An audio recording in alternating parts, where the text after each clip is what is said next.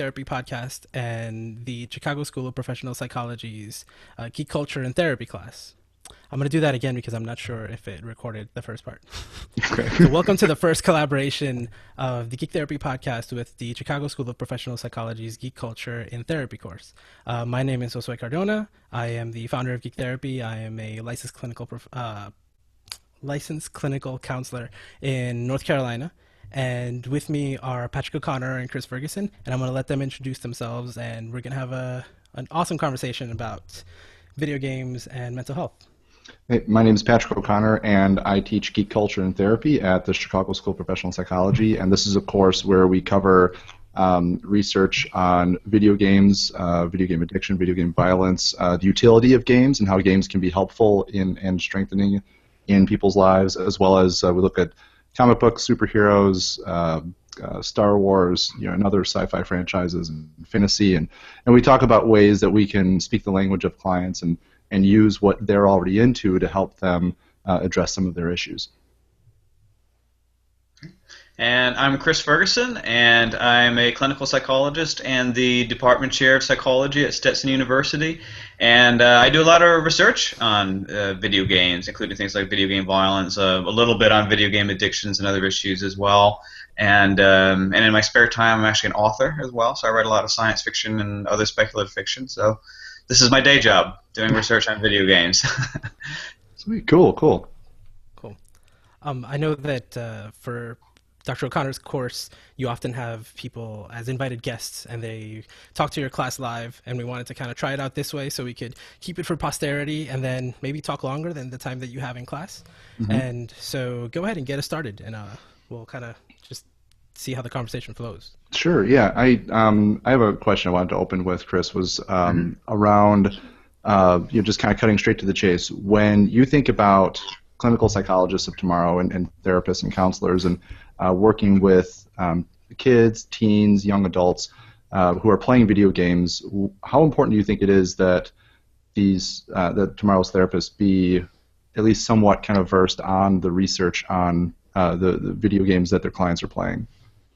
Yeah, that's a great question, and probably a pretty complicated answer in the sense of certainly my own practice, it hasn't, which I don't see a lot of patients anymore now that I became a department chair, in fact, by the way, but when I used to see families, I used to work with children in protective services and such, video games didn't come up a lot. It would come up occasionally. Sometimes parents would ask sort of vague questions about, is it okay if I let my kid play this game or whatever else? But it's a real complicated answer, and I mean, I think the one thing that clinicians and really everybody should be aware of is that whenever new media or new technology gets introduced into society, they tend to go through these periods of rather extreme claims, sometimes in both directions, and we kind of can't see this with video games that obviously we've had all the linkages between video games and mass shootings and other kinds of violence in society, or even things like bullying or aggression in kids and such. And on the other hand, you kind of have like the Jane McGonigal reality is broken kind of approach, where video games are going to kind of save the world, and sometimes even the same games that people are talking about, like the first-person shooters, causing aggression but at the same time making you smarter, for instance. And I think for clinicians, obviously families, parents are going to hear those stories in the news media, and some of them are probably going to come and say, my 13-year-old boy wants to play Grand Theft Auto 5, or by that time it might be Grand Theft Auto 23, whatever it is by that. Is it okay?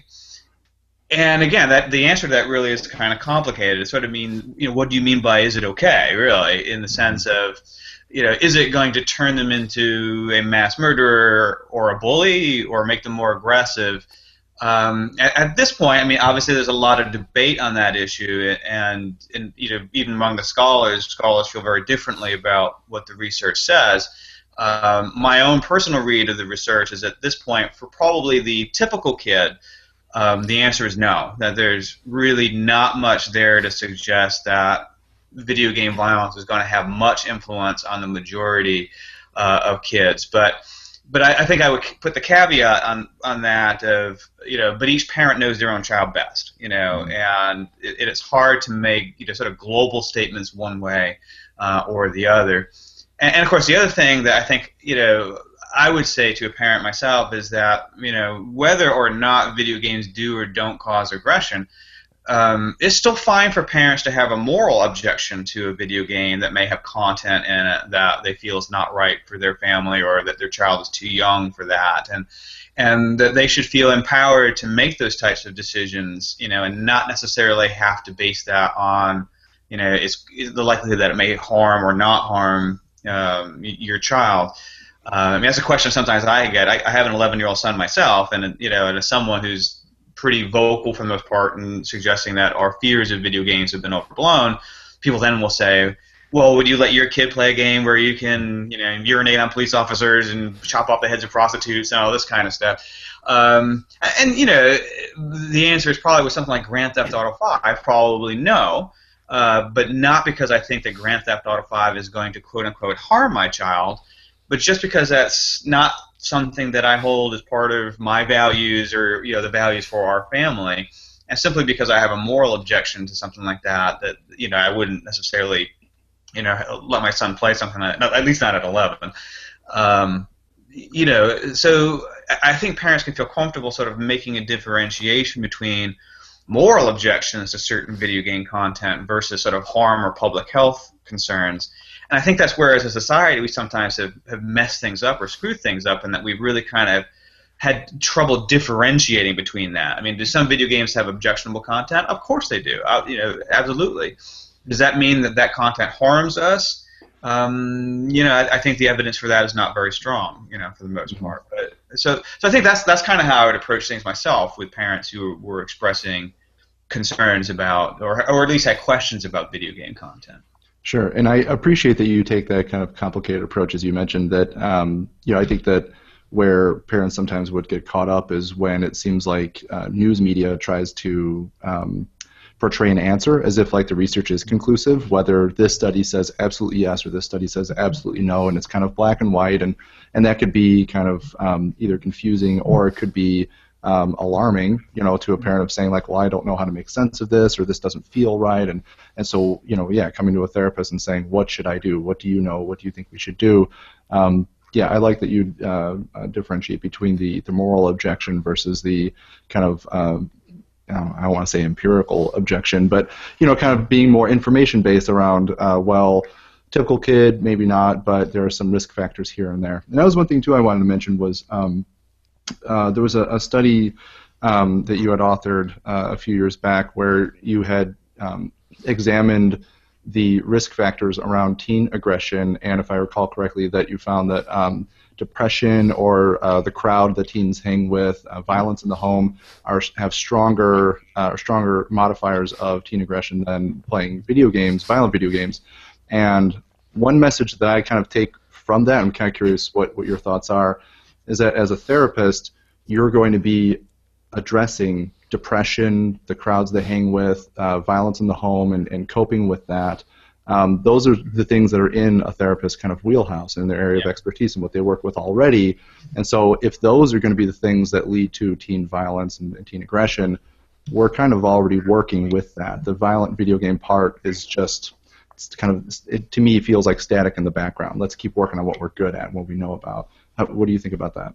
Yeah, that's absolutely correct. I mean, it actually, it was sort of interesting that, in the research that I've done, actually one of the best predictors, at least of the variables that we considered, of violence and bullying behaviors in adolescence was depression, actually, and particularly not for all kids who are depressed, but a combination of depression with kind of pre-existing aggressive traits. So kids that already had, maybe oppositional defiant disorder or conduct disorder or things like that, who also had depression, that kind of combination seemed to be particularly predictive of problem behaviors among youth, which is probably not terribly surprising for a lot of clinicians. But so I sometimes make the joke, and maybe it's not, maybe that's something I should joke about, but kind of a joke of, if you have like a psychopath for a kid, make sure to try to keep them happy, if possible, so that they're less likely to act out.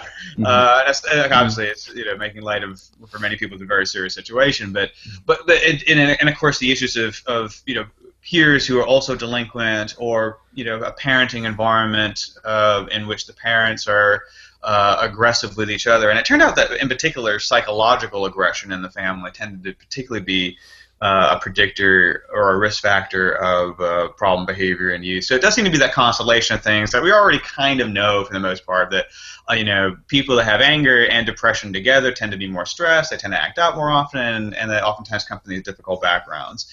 And that things like television violence or video game violence really didn't seem to add anything to that picture, that there wasn't really much added predictive, well, really any predictive value above and beyond that for these kids. And that actually, in a few different analyses that I've done with some colleagues, that turns out to be true not only for sort of like general population kids, kids that are normal, quote unquote, but also for kids who do have pre-existing mental health issues. So, kids with ADD or kids with depression in particular.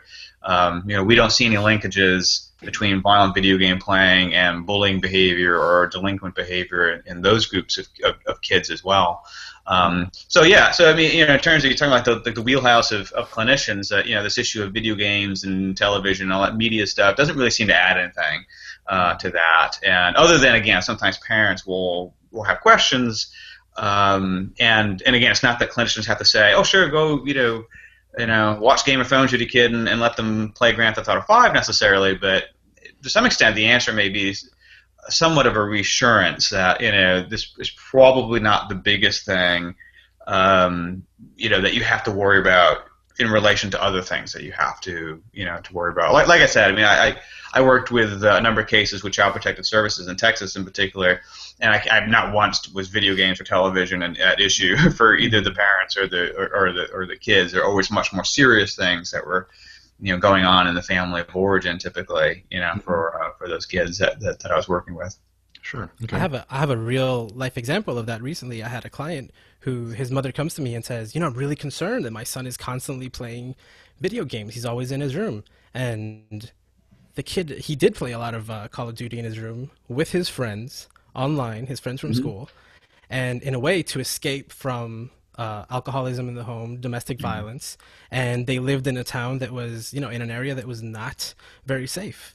And she thought that video games were so bad that she was more concerned about that than all of the other environmental factors. And she actually rather have him go outside and play in this unsafe environment than play with his friends from school online. And I think that's why it's so important I think it's so important for us clinicians to be versed in this so we can have that conversation, because I've met many clinicians who also believe the video games are the devil, and I wonder what they would have told that mother in that situation. And I took it as an opportunity to educate her on, listen, all these other things are more likely to affect your kid in this way. The kid was very quiet and quite shy and reserved. He wasn't even acting out at this point. Right. Yeah. I think those are really great points. It's a really great example of this. That I mean, one of you mentioned before the issue of video game addiction, and that can be a separate issue, of course. That if the child's video game playing behaviors are actually interrupting other life responsibilities, they're not doing their homework, they're not going to their job if they have a part-time job, so on and so forth. I mean, that can be an issue, but that seems to be fairly rare among gamers for the most part, to see that sort of problem behavior emerge. And as I mentioned, we kind of got stuck in this idea in the research field of these kind of like general effects models, the idea that violent video games makes everybody aggressive, and really this idea that media can affect people in a very predictable way. And I think that, and this is kind of why I said that sometimes we have to remind parents that they're really still the best judge of their own kids, and that what I would say is, or what I might ask the parents is, do you see any problems around their video game playing habit? Are they flunking out of school, or are they not going to school, or and in the absence of that, as you mentioned, there may be some kids who are actually using video games to calm themselves down. There's some evidence that games, including violent games, can be stress reducing and such. And so if you actually without thinking, take the games away. You may have actually removed the coping mechanism, for some of these kids. On the other hand, it's also possible that some kids may misuse games and may have problems around games. That's where parents' thoughts about games or reactions to them really ought to be sort of problem focused, for lack of really a better way of thinking of it, and that assessing, are the games actually causing problems for the child, or do I just not like them? And if it's just a matter of, well, I just don't like them, that's probably not something you want to intervene with necessarily. And I think clinicians have to remember that there really is a big generational divide in the way that people perceive video games, and the cutoff is somewhere right around my age, actually. I'm about 43, so probably around 45, 46 is around where that cutoff is, in that people my generation and younger grew up with at least the Atari 2600, so we were used to having games around all the time, whereas people a little bit older even just didn't have that. And so their perception of games is there's a very alien way of interacting with people. So a lot of people are still mired in this idea of video games are a solitary activity. It's the overweight kid in the basement with the shades drawn, and he's playing by himself or with a bunch of strangers. And people don't always realize that it is a very social activity. For many people, it is a very cultural activity, very stress-reducing activity, and just because usually these older adults can't relate to that, doesn't mean that it's actually harming their kids or grandkids, or whatever else. So, and that could be clinicians too. I mean, a lot of clinicians are older adults too, and they may not really understand. Oh no. Them also. Yeah, Chris, you're cutting out a little. Oh no. Oh, sorry. All right. How is it now? There we go. Oh. Good? Yeah. Think good? Sweet. One thing I wanted to mention was around the oh, now I lost it.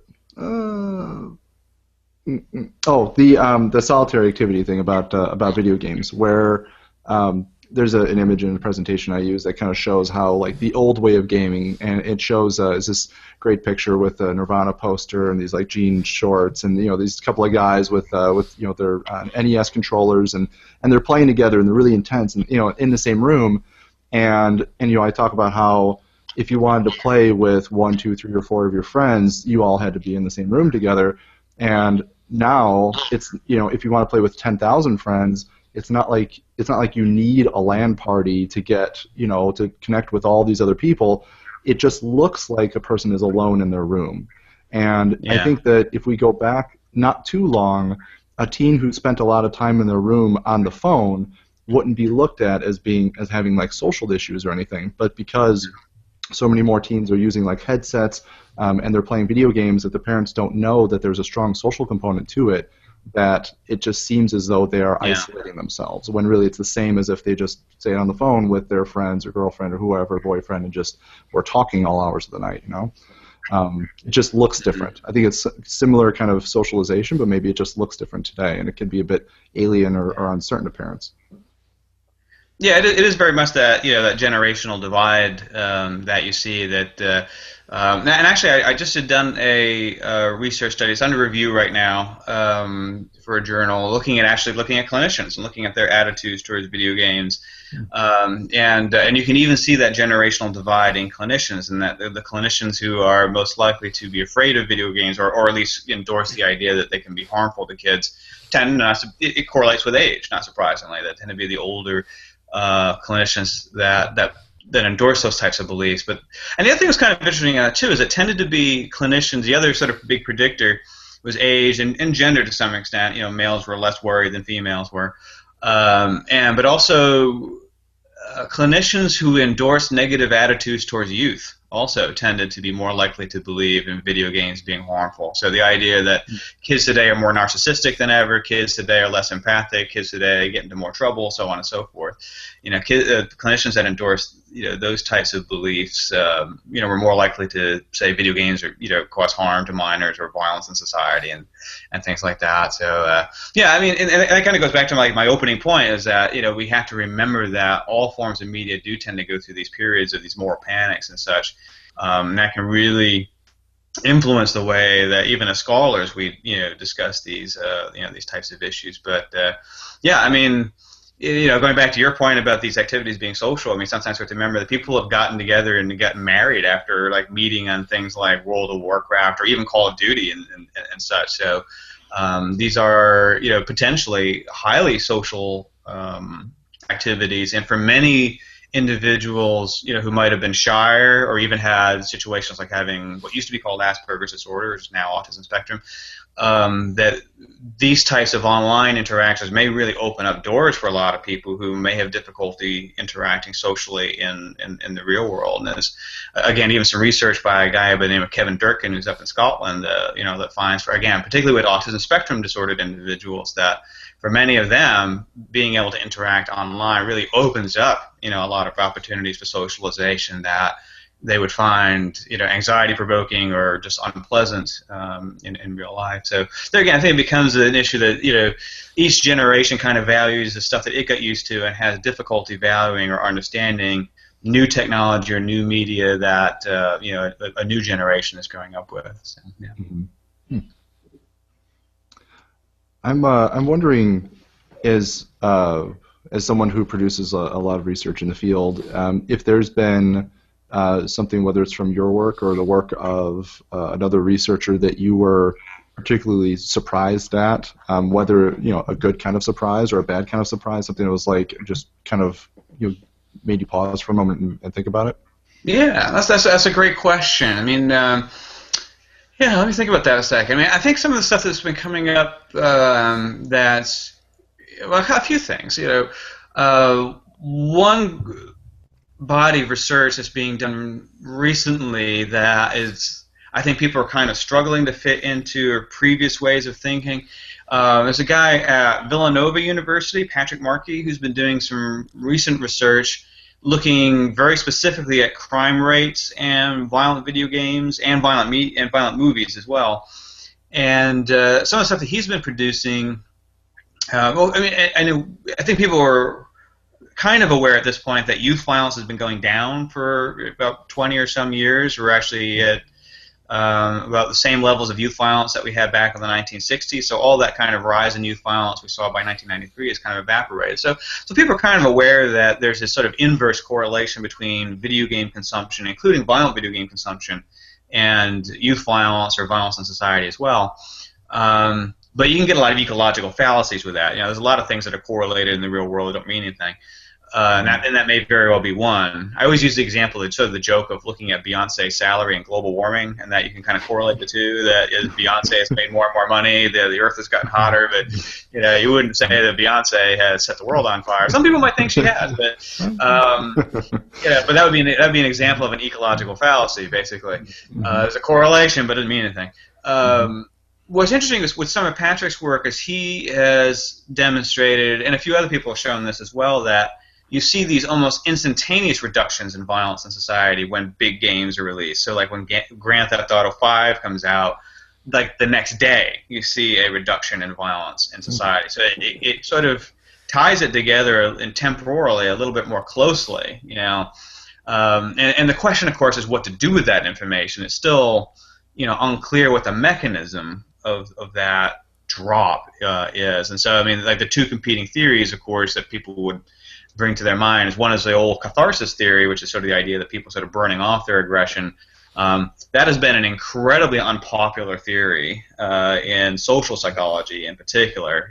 Social psychology has really gotten involved in more the other way of thinking, the modeling. So catharsis theory has really been, like heresy almost, at least in social psychology. Which doesn't mean it's wrong; it just means that it's not very popular. The other theory that is raised quite often is something called routine activities theory, which basically, and probably is a bit of an easier theory to digest, in that it basically just says that whatever impact video games have on us, even in terms of small scale stuff, whether it increases our aggression or decreases it in a small way, just the fact that it keeps people busy and off the streets reduces aggression in society, because all the psychopaths who run out and buy Grand Theft Auto 5 are now sitting in their basements playing it rather than kicking the crap out of somebody.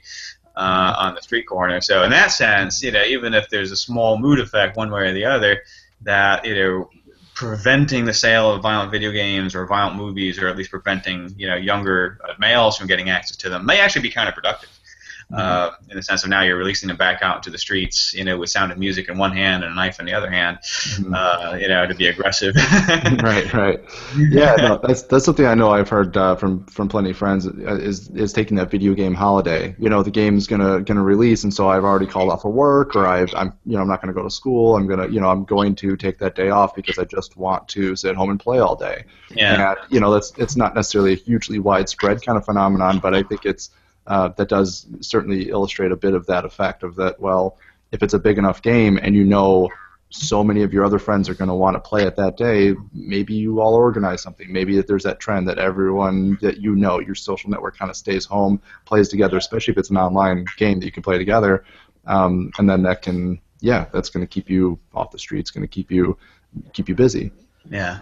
I like sports analogies, right? So I think this is a good one, right? When the Super Bowl is on, the world is pretty quiet. At least the United States is pretty quiet, right? Everybody's watching that. But when the new Grand Theft Auto or new Call of Duty comes out, that's an event, like all weekend, right? People aren't leaving the house, and different games, over the course of the year, people, the effect lasts a few days instead of just that one long afternoon like you see with the Super Bowl. Yeah. Of course, the Super Bowl, and I don't mean to go off on a tangent, but the Super Bowl was for a while a subject of an urban legend. I don't know if you heard this urban legend about the Super Bowl. The idea was to the effect of that supposedly domestic violence went up on the night of the Super Bowl, but it turns out it's not true. But people were saying that. I think they're basically trying to say that the Super Bowl wires men up, and then of course because they're all wired up, then they would attack their wives or girlfriends or whatever else. But that turns out to be an urban legend. Thank goodness. Yeah. Josué, do you have a question you were thinking of? You want me to ask something while you review your notes? Subtle production hints. Yeah. Kind of that same question of interesting things that have happened recently. I mean, I think sometimes even there's so much video game research out now, just so much to consume. There was one, I don't remember who wrote it, who published it, or even what journal it was in, but I remember it was kind of mid last year, and it very easily explained that gaming it talked about this amount of time that you're gaming, right? And then it said, well, if you're playing more than 3 hours a day, it's a problem. Why? Because now you're probably not eating, you're not showering, you're not sleeping. It's affecting your hygiene, your outside of work and school stuff. And it was so good to have that to explain to audiences that don't really they're still learning about this, or still have all those very bad opinions about video games. And it was one of the simplest things to explain, and nobody had questions about it after. It was like, oh yeah, that makes perfect sense. Yeah. Once you explain exactly what the effects are, those were some that people could really relate to. And I'm looking forward to kind of it being easier. The more research we have, the easier we'll have those meta studies that will really make it much easier for us to explain, because I think that for us who are fluent in video games, when we're talking clinically, it's still difficult to kind of make my case. And right, yeah. And I don't have that much to go on. It's really easy to just explain. Yeah, I wonder if, I'm not sure exactly which study it was. There was one that you made me think of it when you were describing it. There's a fellow by the name of Andy Shabilsky, who's at Oxford University in England, and he just released a study about maybe the time frame you were talking about. It was in the journal Pediatrics, and he basically found, kind of like you described, like a dose effect, that for kids that, I don't remember what the hour cutoffs were exactly, but it's kind of like you're saying, like 3 or 4 hours or more, those kids had slightly worse outcomes. There wasn't a huge deal. I mean, the effect sizes, as we call them, were very, very small, but the worst outcomes tended to be, so kids that were sort of in the middle, that were playing maybe like an hour or two, or maybe 2.5 hours a day, were actually doing the best. And the kids that were not doing well were the kids that played excessively, so like you're saying, like 3 or 4 hours or more, and the kids that weren't playing at all also were doing very poorly.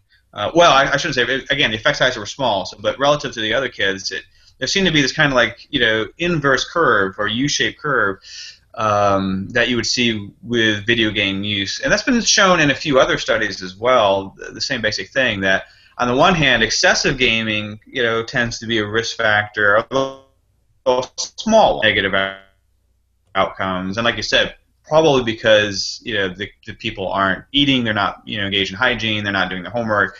But interestingly enough, there's also this effect we see that the kids that don't game at all, that also seems to be a risk factor for a variety of negative outcomes, both like internalizing problems like depression and externalizing problems like behavior problems and such. And the way I've heard it described is, again, probably not that it's causal, but rather that these kids are just so at the extremes of normal behavior that it's really just a red flag for other stuff that's going wrong, perhaps in their lives. So video gaming at this point is so ubiquitous among kids that for the few kids that don't game at all, it's just so strange that they're just so outside the norm that it could be an indication that they're outside the norm in other ways as well. So it's sort of interesting in that way. We kind of, a lot of parents are probably used to thinking of, oh, my kid games, is playing video games, is that a risk factor for problems? And then maybe not quite used to the idea that if your kid doesn't play video games at all, that also can be a marker that something unusual is going on, for your kids. So there have been a few studies that have kind of, shown that inverse U, curve between video games and problem behavior. And again, probably because it's an indicator of kids that are very much on the outsides of what's normal for their age category.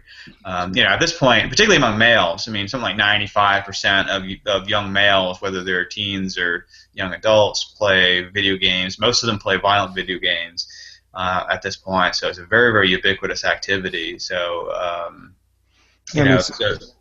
so much of what we look at when it comes to psychopathology, of course, is going to be looking for atypical behaviors at all, right? So as you mentioned, if there's something that 95% of the population is doing, there can be a certainly just fine explanation as to why somebody might be part of the 5% that isn't, but it would still raise a curiosity, right? Of like, why is it that so many are doing this and you are not? Why do so many people have this emotional reaction to this kind of a prompt and you do not? Why do so many, and so on and so forth. One thing I wanted to ask about too was curious if you have an opinion on it, was an issue that I sometimes hear raised from either parents or clinicians is around this idea of immersion and in video games, and like the realistic nature of graphics are getting better and sound quality has gotten better and all of this, and could that be making things worse? And I'm thinking about the two meta-analyses that were done by Craig Anderson that in although the effect sizes were small, his 2001 meta-analysis compared to the 2010 one had smaller effect sizes. And so I think about what games were typical in 2001 versus the advancements made in 2010, and games arguably be getting a lot more complicated, a lot more complex, greater graphics and all that. Yet if the meta-analysis was done accurately, it seems as though the effect size is going down despite increases in immersive games being popular. So I'm curious, I know again we're talking about somebody else's study, but that I'm curious if you have an opinion or kind of a feel on things when it comes to, if somebody says games now are much more realistic, so doesn't that make it worse for my kid or somebody else who plays them? Yeah, that's an idea, of course, that's been circulating for quite a while, and it tends to get raised a lot, particularly in the early 2000s. It was raised quite often when there was legislation trying to regulate the sale of violent video games. So that was oftentimes one argument that was raised politically quite a bit, particularly because you would have to try to defend these laws to argue why video games and not books, and why video games and not television, and that kind of thing. So that's why that argument became quite popular, but it was never supported empirically. So even if you take the research at face value, and as you kind of said, assume that it was done accurately, and there's actually a number of reasons why we should not assume that it was always done accurately. But even if we assume that it was done accurately, there never was any evidence to emerge to support this idea that video games were any different from reading the Bible. in effect. That there's, a study out there, for instance, that suggests that reading passages from the Bible increases aggression in much the same way that video games supposedly do. And I don't think either of these studies are accurate, but if you sort of take them at face value, if you're the sort of person that's arguing that we ought to have warning labels on video games, well, we ought to have warning labels on the Bible, the Hindu Ramayana, and all these other religious texts as well that contain, violence in them as well. Because there's no evidence, even with this research being taken at face value, that video games had any more impact than anything else. And again, if you kind of look back historically, there's always some sort of rationalization for why the new media is different from what we've ourselves have come to accept. So with movies, it was that it was visual. With dime novels, that they were cheap and easy for the masses to get. For television, it was that it was in our houses and be available every day. So everything has kind of got some sort of reason why people think it's going to be worse than what came, before. Dungeons and Dragons, I don't know if you're familiar with that, actually got the immersion thing too. Talking about geek culture and all that sort of stuff, that was a big thing over in the 80s, that they thought Dungeons and Dragons was going to cause, murders, suicides, psychosis, everything else, because exactly what you say, the people that play that game, and I'll be very blunt and say that I enjoy playing Dungeons and Dragons role-playing games myself, that you actually are sort of theoretically acting out the character. That might be a bit of an exaggeration, but that's kind of how people perceived it. And the idea was that some people were going to be able to, or going to have difficulty blurring those lines between reality and fiction. But in reality, of course, Dungeons and Dragons players are among the most passive individuals, out there, and there never emerged any evidence that they were committing suicide or developing psychosis any more than everybody else does. In fact, if anything, they tend to be higher intelligent individuals. Sometimes they be, a little socially awkward and such, but even that's probably more of a stereotype than anything else. So again, people can construct these narratives, to explain why new media is particularly bad, but historically, those narratives have never worked out in terms of empirical evidence to support them and such. And even, you're talking about like the meta-analyses that there's increasing evidence that even those small effect sizes we see from these meta-analyses tend to be due to things like publication bias. So it's just easier to publish studies that, particularly when our society is in a period of a moral panic, it's just easier to publish studies that support the moral panic, that find significant effects, if you will, than those that don't. And that's been a problem throughout psychology. It's been a problem throughout social psychology. It even does affect some therapies, probably not as effective as we think they are. Certainly some psychotropic medications have proven to not be quite as effective as we originally thought they were, because of publication bias issues. So, and it has, it is now known that, even these, particularly the 2010 meta-analysis, we now know that publication bias was an issue in that one, and selection bias as well, that a number of studies were left out that were null studies that should have been in there. And there also were clear publication bias issues in there as well. Basically, the sample sizes correlate with effect sizes. Let's get a little bit inside baseball, but that's how you can kind of detect it somewhat. So the effects are probably smaller than in reality, and probably close to zero than even these meta-analyses have revealed over time. So so it's a common thing you hear described quite a bit, but there's nothing that's ever emerged to support this idea that the immersive nature, the interactive nature of video games made them any different. And even for people, like I said, or at least as far as we can tell at this point, even for kids with pre-existing mental health issues that you think might have more difficulty with reality versus fiction, there doesn't seem to be much evidence emerging that even that group of kids have difficulty with video games or video game violence compared to normal kids. So, yeah. Okay. I got something. Yeah, go ahead. You mentioned Dungeons and Dragons, and I know a couple guys in Seattle who actually run social skills groups through Dungeons and Dragons. They act as the DM, and they actually use it as a therapeutic tool. And I use video games in my practice. I give game prescriptions. I talk about that, but I actually use them in my practice with all ages. So, like, what is the research telling us about that? About our generations? You talked about that cutoff of the age, right? So, 46 and under, are they embracing video games as a therapeutic tool, not just, I mean, commercial Yeah. video games or even making games for that purpose. Yeah, I think you tend to see, that generational divide, like I said. So there have been, there's a psychiatrist at Harvard University, Attila Sarıkoglu, who's argued for using video games, kind of like the way you're describing it. That that's one possible tool that clinicians could use in therapy, because of course you're basically going to where the youth is, to where their world is, and trying to interact with them in a way that they're comfortable with, as opposed to sort of dragging them onto the stereotypical couch and trying to get them to talk about their mother and whatever else, being quite stereotypical there. But and again, there are probably a certain number of blocks for some therapists in there that, of course, some who are not gamers themselves are going to worry that I have no idea how to play. So. And of course, that happens with parents too, right? I have no idea myself how to interact with my client or my child, if it's the parent, in that venue, because I'm going to look like I'm completely impotent, trying to play these games, with my client or child.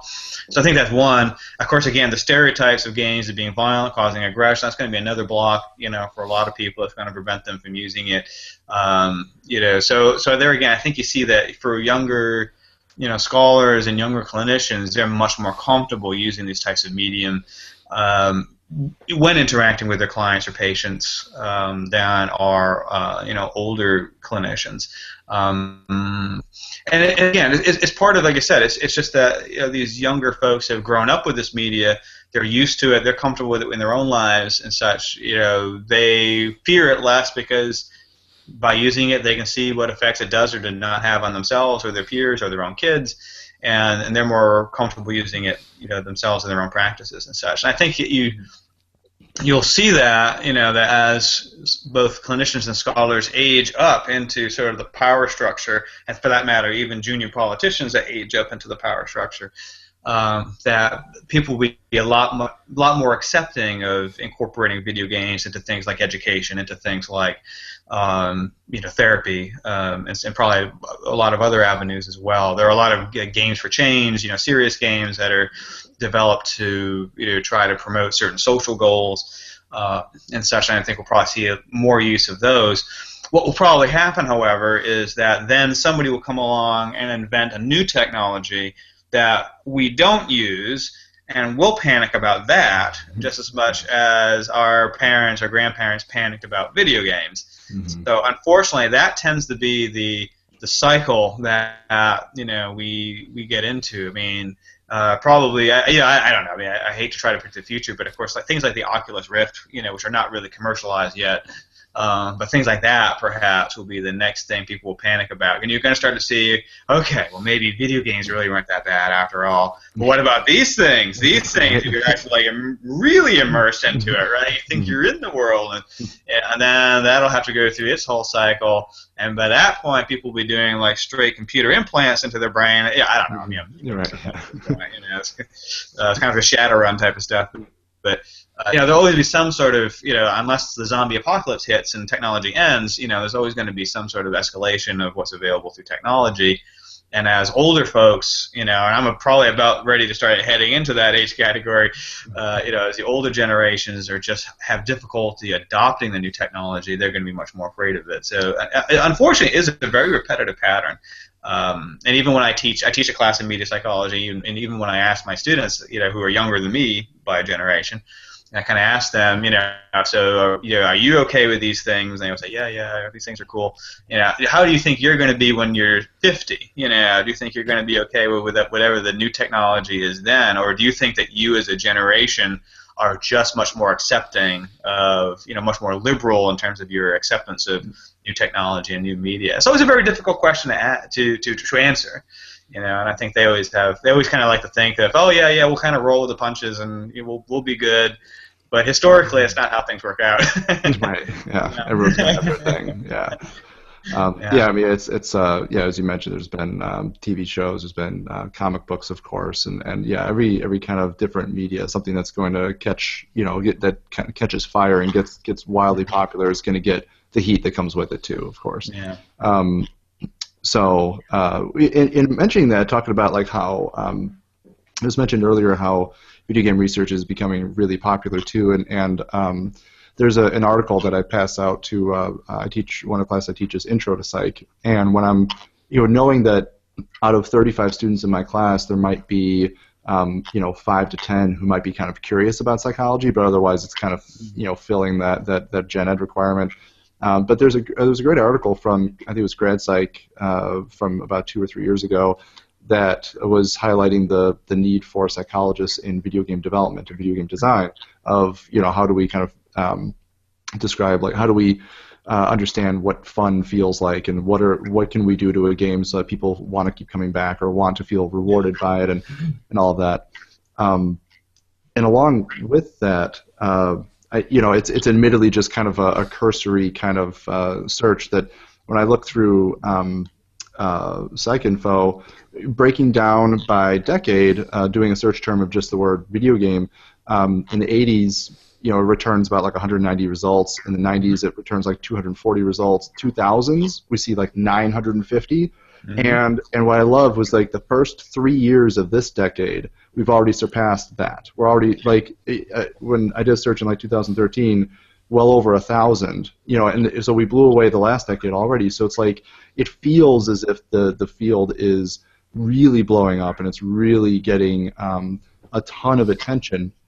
And and what I appreciate is that as we've been talking, you've been able to kind of mention a study here, a study there by different researchers around the world that are really kind of examining video games from a very unique perspective. I love that it's going beyond just, does it make you violent or does it not? Does it make you social or pro-social, anti-social, asocial? That they're getting really kind of curious around what about criminal behavior the next day? What about how we relate to things? And so anyway, I love that seems to be kind of a byproduct of all of this, is that so many different questions now are being examined. Out of curiosity, does part of your work include bringing on graduate students to do work, and if so, what do you see kind of within your department of I guess as a media researcher yourself, do you feel like you have an effect on either graduate students or other faculty in terms of their curiosities and kind of around the area of video game research? Yeah, sure. That's a great question. At the university I'm at now, Stetson University, our department is really very undergraduate focused. So I do have RAs, research assistants, but they're primarily undergraduate research assistants, which is even in some ways an even better opportunity to kind of fire some kids up who may go on to graduate school and become interested in doing some really good research on games or whatever they end up deciding to do research on. So I do have co-authors on some of my publications who have been either my graduate students at my previous institution or now undergraduate students, where I'm at presently. So, I think it's a great opportunity to, get people interested, students interested, and I think it's a field that would benefit from a wave of fresh minds and fresh ideas in the field, because again, I think there was some stagnation in the field perhaps over this issue of the violence in video games and kind of trying to tie that to the mass shootings and all that stuff. So I think the field would really benefit from a fresh influx of newer thoughts and newer minds, and even from people who are more familiar with the medium, using it in their own lives and such. And it always is fun to interact with colleagues, and particularly colleagues in other areas that may not themselves do much research with video games, and I think one of the things that is really positive for me is to see, even among older scholars, how many people really are receptive to reconsidering their stereotypes, if you will, particularly when it's supported by data and such. And I think I've seen that everywhere I've gone or spoken, or so that's very, very positive to see. But I'm fortunate that where I'm at now, we have a couple other faculty members who also are at least peripherally interested in video games. We're hoping to do one study in the near future looking at kind of the way that women are presented in video games, which is a whole kind of separate issue, and looking to see how that influences player, or maybe it doesn't influence players, right? So combining some interest there and just sort of seeing where that goes. So it's always nice to cross-pollinate with different ideas that other people have. Sure. I remember when I was shopping around my idea for I did my dissertation on video game research, and when I would speak with my peers, my fellow students, there seemed to be this kind of reaction of like, we can do a dissertation on video games? Like, is that I didn't know we had that opportunity to do that. And even now, speaking with some students who feel like they sometimes get kind of wedged into it has to be on depression, it has to be on anxiety, it has to be on this issue or that issue that's maybe obvious, that comes up a lot in classes, and certainly that work is needed. But when I think about graduate students who have the opportunity to kind of carve out their expertise and really kind of cap their education experience at the doctoral level, that's a wonderful opportunity, I think, to kind of to look into something that they're passionate about, and if that's video games, that could bring about some pretty cool and exciting ideas. So anyway, just as a personal note, I think it's exciting to see when students get kind of fired up around that, of like, I can do this major research project, and I can be on something that I enjoy, or it can be on something that I find personally fascinating.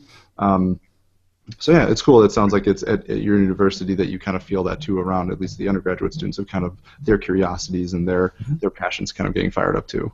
Right. Yeah. So it's kind of. Go ahead. No, go ahead, Chris. Oh no, I was just going to say it is sort of neat too to see them at that age where they really are at that precipice of, hearing so many things from their elders and news media, and not being so sure because they themselves are using the media and they don't see, you can kind of see where their experiences aren't relating to what they're hearing, and they're not quite sure oftentimes what to make of that juxtaposition.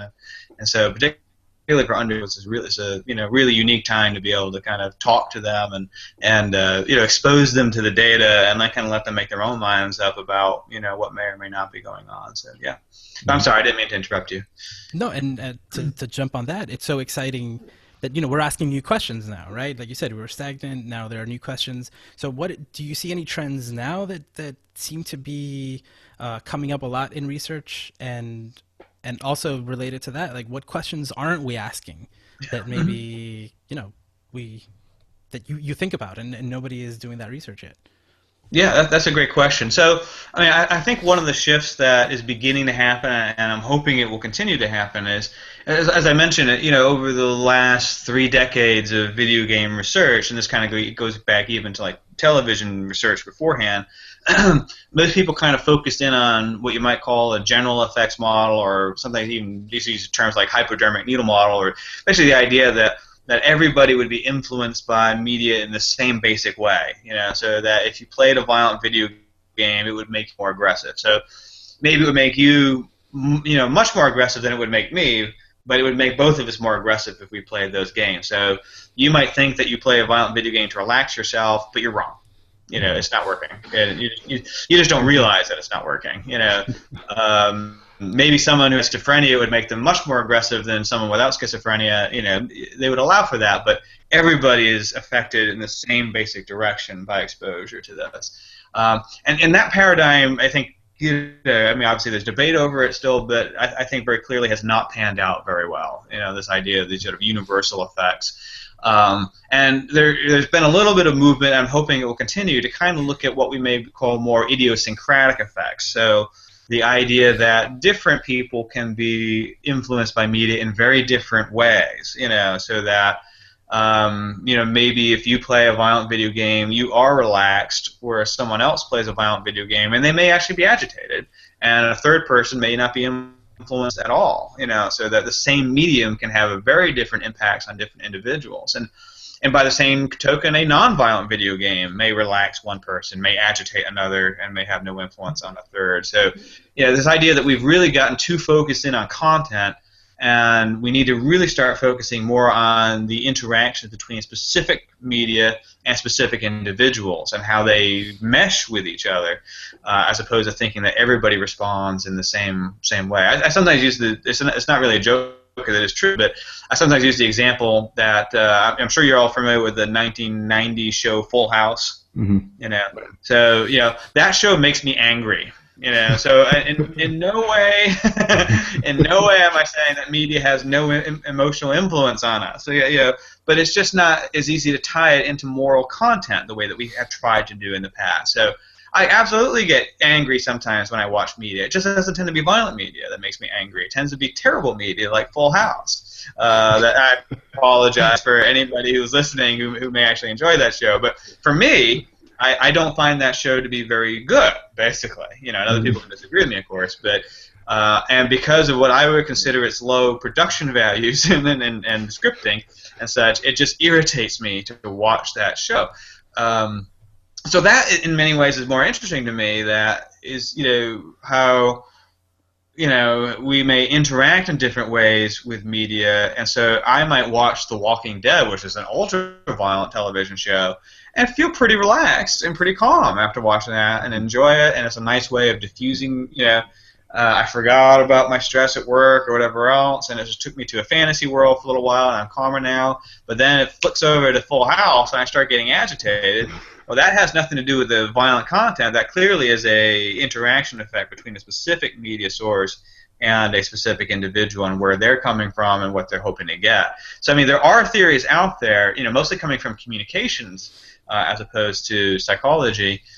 Although there is a psychological theory called self-determination theory that kind of addresses how we are motivated to play video games to meet certain needs in our lives that are not being met through our real lives. But there are a couple theories out there that really speak to how specific individuals seek out media. Media just doesn't happen to us, right? It's not like we're sitting around and bam, someone starts making us play a violent video game. We go out and seek out media, and we do so because we think it will do certain things to us. We may play a violent video game because we believe it will relax us. We may go to see a funny television show because we think it will make us happy after a bad day. So the idea that we are actively seeking out things to get an emotional response, from these sources of media. It may just be that we think it's going to make us happy. We want to play World of Warcraft because it's going to amuse us.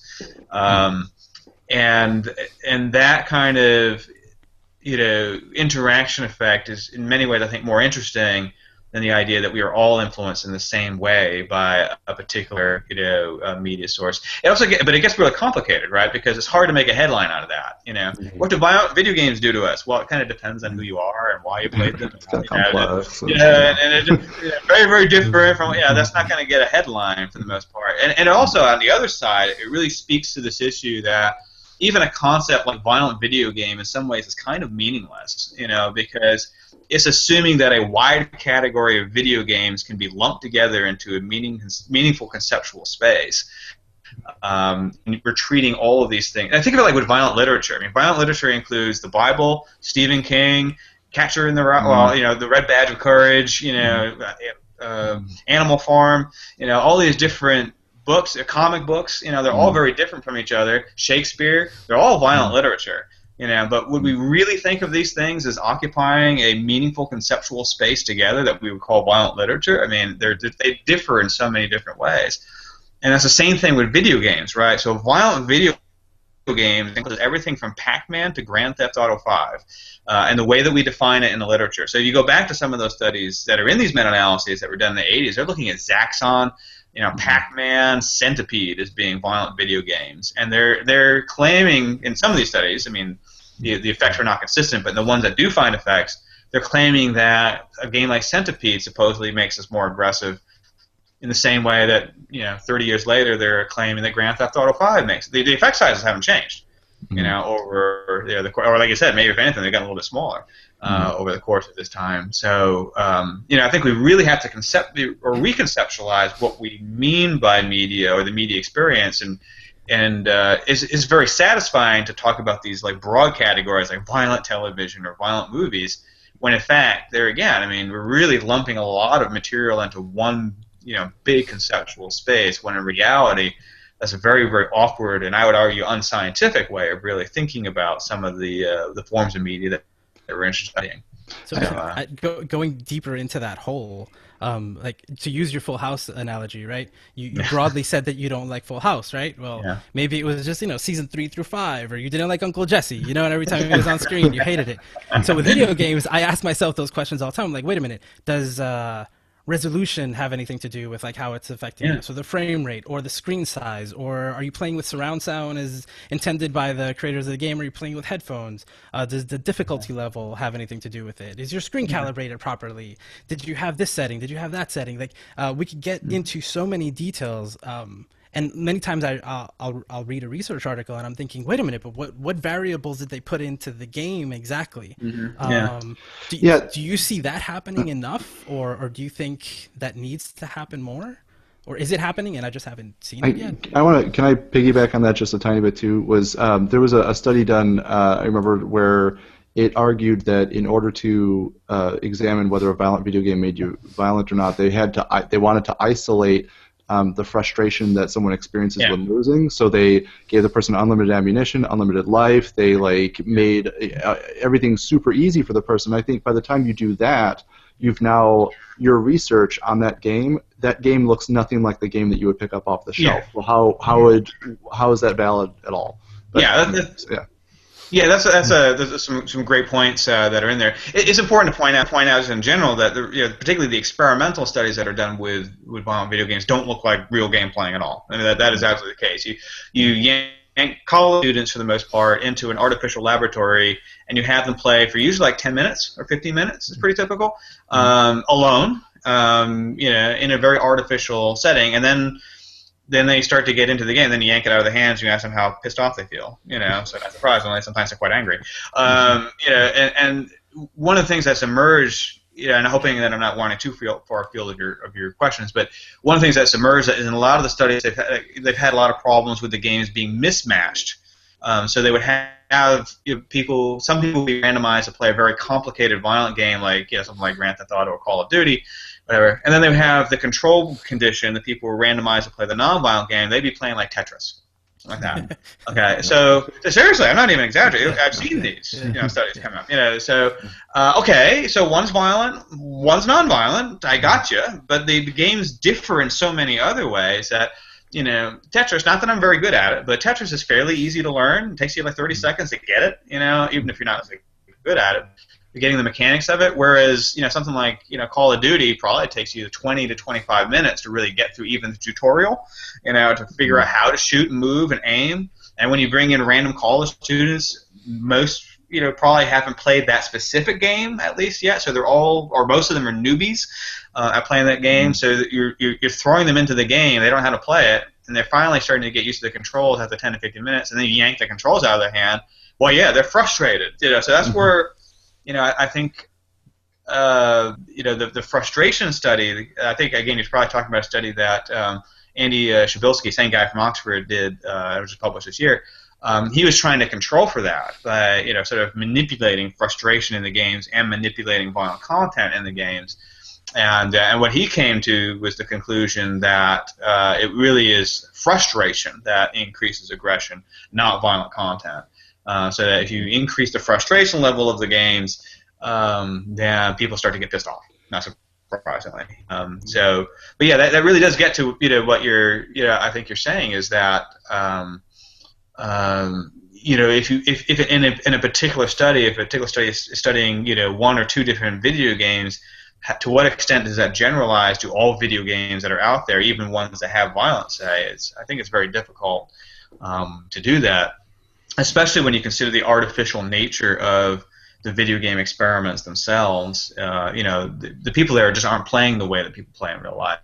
Mm-hmm. And then it's usually not hard to figure out the purpose of the experiment either, because you have people play these violent video games, and then you give them some opportunity to be violent. Not violent. I mean, we don't have people beat each other in the lab, obviously, but you give them some sort of opportunity to be aggressive, at least in a minor way. And it's very easy for people, particularly college students who may have taken classes like yours where you're talking about all this stuff, to figure out, okay, I just played a violent video game and now they're asking me to be aggressive in some way. Well, I think I got it, what I'm supposed to be doing here. So, I want my extra credit, so maybe I ought to just kind of go with the flow to make sure I don't jeopardize anything. So there is a lot of controversy about the meaningfulness of a lot of these experiments, and whether they find effects or whether they don't find effects. And I've done some of these experiments myself. In fairness, that it is very, very difficult to generalize them to the actual play experience that people have. And it's very difficult to generalize them to real-life aggression either, because the aggression is typically giving each other bursts of white noise that are mildly irritating, giving other people some hot sauce that they may not like, sticking other people's hand in a bucket of ice water. One of my favorite ones, actually. But if you think about something like, gang violence, gangs don't run around saying, "Get off my corner, or I'm going to stick your hand in a bucket of ice water," right? This is very different from what is actually going on in the real world in terms of things that we're worried about. And kind of jumping off that too, I'm curious if you're familiar with a sociologist by the name of George Gerbner and his theory of mean world syndrome. Mm-hmm. Yeah, and this is something I actually somebody on my dissertation committee at the time had turned me on to look into, and it's something that I feel like just doesn't get a lot of attention too. Is that idea that it's I love the way it was put, was that people who consume violent media don't worry that they are going to become a mugger, rather they worry that they're going to become mugged. And so what it does is, instead of consuming violent media, it's not really like I'm going to be the bad guy and I'm going to become violent and aggressive, but more so I'm going to start looking at the rest of the world as thinking it's probably more dangerous than it really is. You never got to go out. You can never go outside at night. I shouldn't ride the subway at night. I shouldn't do this or that. When really you're kind of blowing up the risk of yourself becoming victimized. I'm curious if you're maybe aware of first, like, your general opinion on that, but also then if you're aware of any research that might be looking into that in terms of violent video games specifically, instead of, because I know Gerbner did I think it was news programming and violent TV, that does maybe do, instead of violent video games making us violent, does that maybe have any effect at all on the way that we perceive the rest of society, that the world is more dangerous maybe than it really is? Yeah, a great question. I mean, it kind of taps into the cultivation theory, is kind of part of all that, the mean world and all that. And it's actually fascinating if you read, so that theory, cultivation theory, was also very controversial. Even when even in its heyday, and if you read some of the old articles between him and some of his critics, it's always amazing how, I think as other people have joked, how aggressive aggression researchers can be. So there are these great, like angry bad.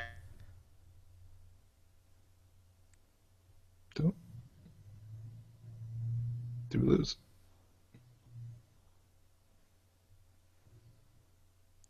Oh no, his screen went out. Yeah. Oh, Chris, we can't hear you. Oh. Yeah, it's frozen too. No. Just getting to the good part. I thought you were gonna have the technical difficulties. I know. Oh man. Got really good Full House. Oh. Did I leave off there? Okay. You said that the violent researchers who research aggressive media or violent media are aggressive themselves, and that was the last I recall.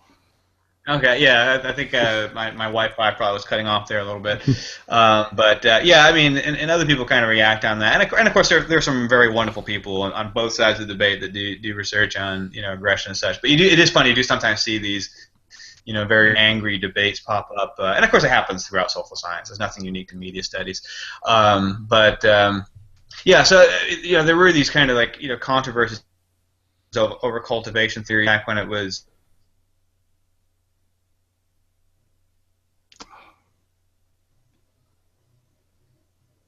Being the mean world syndrome.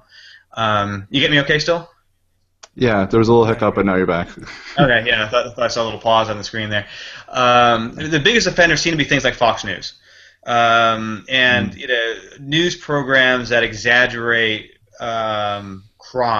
And I have when I teach media psychology, I have all these great examples of these news clips of could this happen to you? It's kind of like that sort of thing you see sometimes. In news programs. And it seems that people respond more to news than they do to fictional media for things like getting their beliefs about, violence in society. And probably for obvious reasons, people think the news is true, which, sometimes it is, sometimes it isn't, right? But people kind of buy into it as being non-fictional It's also kind of why you see advertising has more of an effect than fictional media. So you do see, some consistency between advertising effects, because it seems like people actually buy into that as being truthful. Whereas with fictional media, you don't tend to see fictional. So people can watch crime dramas, for instance, and not really buy into the idea that violence is rising or that I'm going to get beat up if I go down the street. But if their local news is, showing violent crime after violent crime after violent crime, you can see more of an effect. But there again, too, you see like these individual differences in effect. So, you tend to see it more often among people who are more anxious to begin with, tend to sort of buy into it. People who've been crime victims before, not surprisingly, tend to be much more sensitive to it. And there's also an interesting effect that you find that the people who are least likely to be victimized are the most likely to worry about crime. So with violent crime in particular. So we're talking about affluent, white females tend to be most affected by the sort of like cultivation theory, as opposed to low-income minority males are least likely to be affected by these types of influences, which is the exact inverse of who's likely to be a crime victim. Most likely victim of a violent crime is a low-income minority male, and least likely is a high-income white or Caucasian female. So it's sort of interesting stuff you find with these types of fears about violence in society. But yeah, I think every year, about once a year, the news media will come on and say, oh yeah, by the way, the FBI say crime is down this year, and the other 364 days they show you whatever homicide they can find within 100 miles radius. So that's what you can get off of news media. Is a lot of it happened, but it's not. They don't put the context into which it happened, very effectively to you. Right, absolutely. Yeah. I think that was it for kind of like some of the burning questions and topics I wanted to address. I was just looking at the time. Josué, is there anything that you want to ask about? Or so here's kind of a slightly academically controversial question, which you can answer however you Sure. want. This goes to both of you. With that much research available now, how do you both feel about how much of it is easily accessible and consumable by people? For example, I don't work in academia right now, so I don't have my EBSCO account, right? And I can't access everything that's available. And laymen, a lot of people who aren't in our fields have even less access to it, and they only get the news bites, right? So how do you feel about that, and what effect that is continuing to have on the area of video game research? It's not good. Quite bluntly, yeah. It's no, it's not good.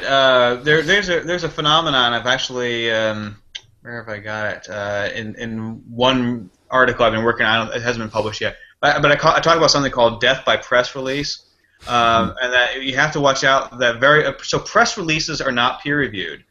So it's entirely possible for a researcher to run a study and come up with some inconsistent kind of results and blow it way out of proportion in their own press release. And it happens all the time, probably in lots of different fields, but it certainly happens in video game studies. And part of it seems to be there's also, again, sort of a bias in the news media. As I'm sure you've heard, the idea if it bleeds, it leads. So news media is much more likely to publish bad news than it is good news. So I mean, you can kind of it makes sense, right? A news headline would come out and say, "Violent video games don't really do anything." How many page clicks is that going to get? Very, very few compared to violent video games and Sandy Hook. Is there a link? It's going to get a huge number of page clicks. Compared to anything saying, it's not really a big deal. So I mean, and scholars respond to that. I mean, and we're all human beings. So I'm not trying to judge anybody by saying that, but they do respond to it because we all like our what we do to end up getting a little bit of attention in the public. Our 15 minutes of fame, or probably more like 15 seconds of fame, but it's always kind of cool. So it's one of the incentives I think that has caused some scholars to be very quick to exaggerate video game effects, just like psychiatrists in the 1950s exaggerated comic book effects. It's what society wants to hear for a while, at least at that point in time. and so scholars do respond to it. So it's bad both in terms of what the general public hears, which can be a lot of bad and biased information, but it actually can be bad for the science as well in setting up incentive structures that are not very helpful if we want our science to be objective. Absolutely, and I would agree too. I think that when it comes to research availability, there's the big push now for what's the term? Is it like open publishing or open source science? Yeah, and so to be able to have a journal be available, to anybody, I think if anything, it helps. I think it puts more responsibility on the researchers to know that. Scientific research, if in a closed setting, is still going to be reviewed, and it still could easily be scrutinized. But I think that the broader your audience potentially is, I think opens up more. In a way, it can open more scrutiny. And I have for example, I have a project I have some of my students do where their end work, they have the option for it to be published online. It's something that I see as being kind of contributing to the field, and because upon my own reflection, I think about how if I submit a paper to a professor, I know it's just between he or she and I, and I'm going to follow the guidelines. I'm going to do what I need to do to get that good grade. I'm going to submit it, and then okay, all is done. But if I took that work and I put it online, potentially years later, someone could read it, and then 10 people, 100, 1,000 people could read it. And then I get responses back and people saying, I like this or I don't like this. Now it becomes more of a dialogue, right? Puts more responsibility, I feel like, on myself to make sure I produce good work that is going to, that can hold up to proper scrutiny. Of course, there's always going to be people who are going to look at it and say, like, I just don't like you and I think this is crap, YouTube comments and whatnot are good examples.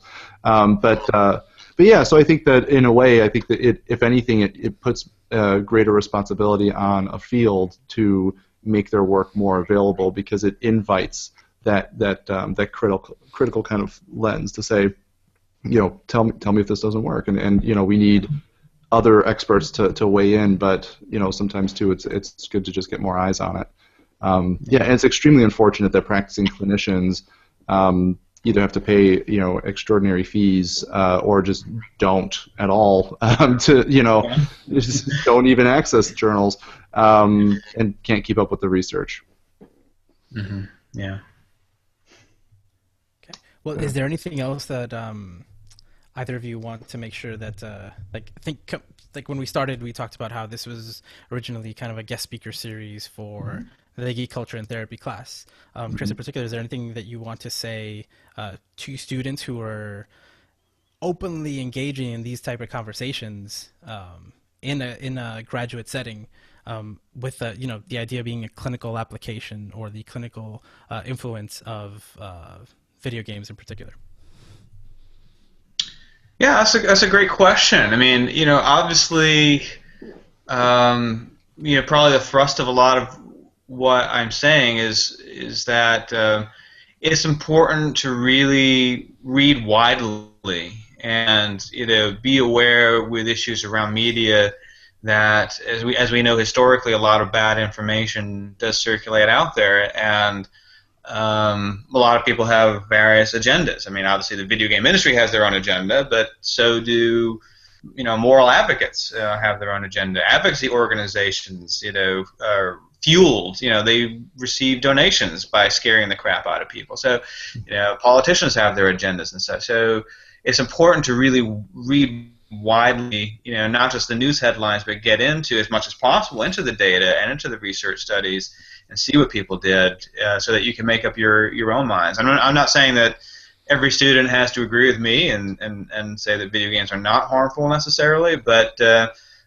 certainly get in and see what the data is and be as informed as possible so that you can make an informed decision rather than simply relying on Fox News or MSNBC or things like that to give your information about video. I mean, I briefly mentioned Sandy Hook. It's a great example of that. For a year and a half, or actually probably about a year, excuse me. All we were talking about was violent video games, violent video games, violent video games. After the Sandy Hook shooting in 2012, and it turned out in the end he played Dance Dance Revolution for the most part. And so after all those rumors that went on for so long, and I was even part of, the vice president had these meetings in D.C. and I was part of them about talking about video game violence and stuff like that. It turned out to be nothing. He probably played a few violent video games, but no more than the average person did, and maybe less, if anything. And he really loved Dance Dance Revolution, and obsessively. It turned out. So the point is that there just is a ton of bad information out there, particularly about emotional events like mass shootings, and it really behooves someone who wants to be truly informed to sift through those, that bad information and really try to look at where the data is and make it a much more informed decision. Only come from looking at the studies that are out there.